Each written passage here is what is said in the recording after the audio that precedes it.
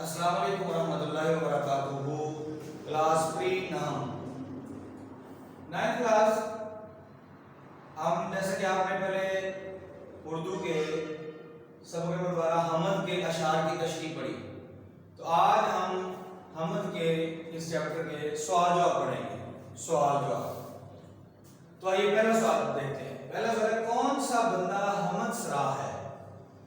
تو یہ سوال ہے کہ کون سا بندہ حمد سرا ہے، تو اس کی نظم میں بھی اس کا جواب موجود ہے، وہ یہ ہے کہ نافرمان بندہ حمد سرا ہے۔ اس کا جواب کیا ہوگا؟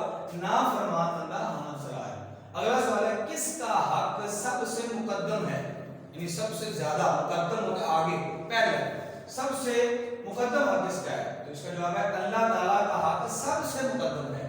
یہ تو عام بندہ بھی جانتا ہے کہ سب سے زیادہ بندے کے اوپر اللہ تعالیٰ کا حق ہے۔ اگلا سوال ہے، محرم اور نامحرم میں کیا فرق ہے؟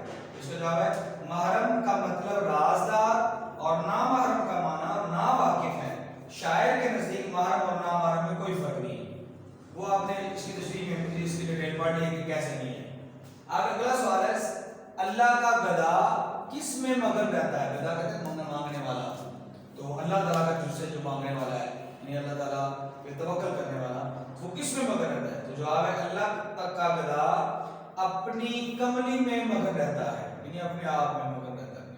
اگلا سوال ہے، باد صبا گھر گھر کیا لیے پھرتی ہے؟ تو اس کا جواب ہے باد صبا گھر گھر اللہ کی وحدانیت و موجودگی اور خالق و رازق ہونے کا پیغام لیے پھرتی ہے۔ یعنی باد صبا جو ہے وہ گھر گھر یہ بتاتی ہے کہ اللہ تعالیٰ ایک ہے، وہ موجود ہے اور وہ خالق بھی ہے، یعنی پیدا کرنے والی ذات اللہ تعالیٰ کی ہے، اور وہ رازق بھی ہے، یعنی ہر ایک کو رزق دینے والی ذات اللہ تعالیٰ کی ہے۔ تو یہ سوال جواب ہے، یہ سوال جواب اپنے اپنی نوٹ بک پہ لکھنے بھی ہے اور ان کو اچھے طریقے سے آپ نے یاد بھی کرنا ہے۔ امید کرتا ہوں کہ آپ اچھے طریقے سے کام انجام دیں گے۔ السلام علیکم۔